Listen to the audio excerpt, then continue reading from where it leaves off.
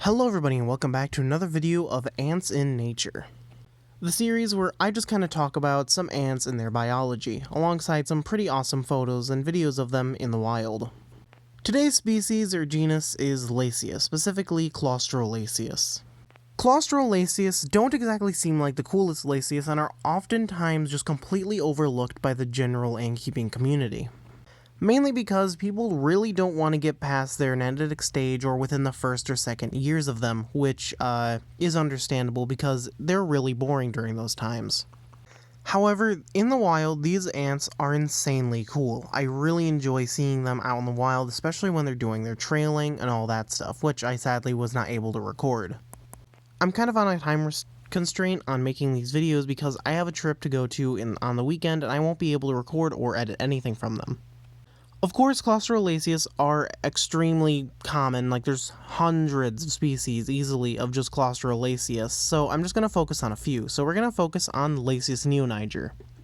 Lasius neoniger is one of the most common ant species in the United States, probably rivaling that of Tetramorium and other ants that are super common like Phaedole and Aphaenogaster and Myrmica. Just all of them are pretty much completely unrivaled to many other ant species, but neoniger just take the cake for being the most common.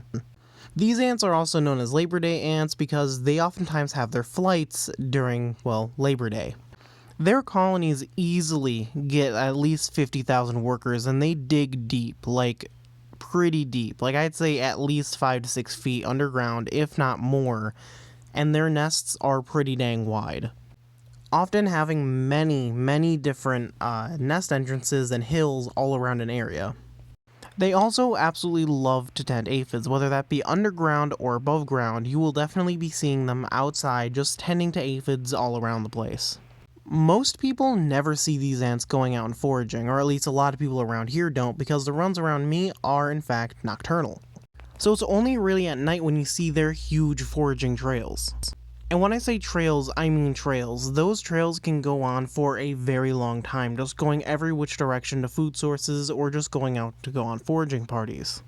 These ants are actually capable of killing things like moths and small gnats, but oftentimes they are just foragers, just going out to find whatever dead animal they can and then just eating it. A fan favorite of theirs seems to be inchworms. I always see these guys at night just dragging inchworms back to their nest, and even during the day I'll find workers dragging inchworms back, which is honestly pretty neat. One thing that has been definitely noted about their constant just widespreadness across fields and any really open place is that they are more than likely extremely ecologically important, which is a very good thing that they are absolutely everywhere, because these ants turn soil, they hunt down all the food, and during flights, of which there are hundreds of them, like quite literally hundreds of just males and queens, they probably feed a ton of spiders and possibly even other ants.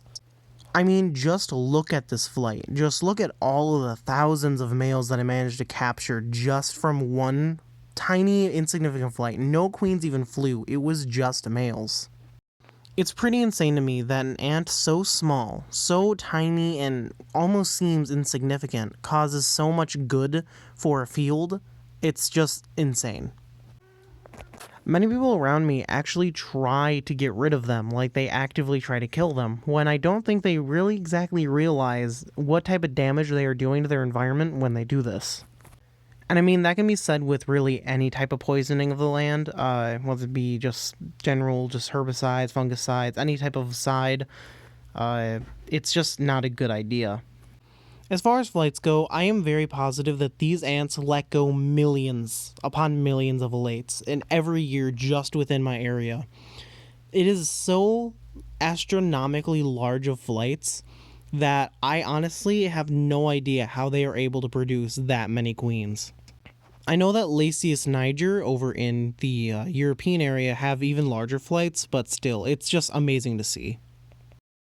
This flight was actually only a tiny flight. As I said, it was mainly just males that flew. There was a few queens, but it was mainly just males. And even still, I mean, thousands of males, it definitely leaves an impact on the environment. Not a bad impact, but actually a very good impact due to them feeding all those animals.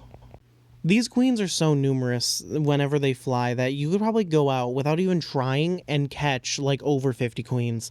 It is absolutely amazing. Now, their nearby cousin, Lasius brevicornis, those have even larger flights, and hopefully I'll be able to get to them in the next video. Next video in this series, I should probably have, specified. But yeah, that's pretty much it for this video. I hope you guys enjoyed. Like the video if you liked it, dislike it if you dislike it, subscribe if you're new. Check out the other videos. I'll probably be making a playlist with these once I get out the third video, which will hopefully be on either Lasius brevicornis or Myrmica species. Hopefully. One of those two, I'm hoping. I was going to do Formica sanguinea group, which are like the slave-making Formica, but sadly they have stopped doing their raids. So yeah, I missed the opportunity, but I'll get to them next year. Anyways, like the video if you liked it, dislike if you disliked it, subscribe if you're new. I hope you guys enjoyed this. So go to the Patreon, go to my Instagram, go to the server, do all that fun stuff, and yeah, I'll talk to you later. Bye.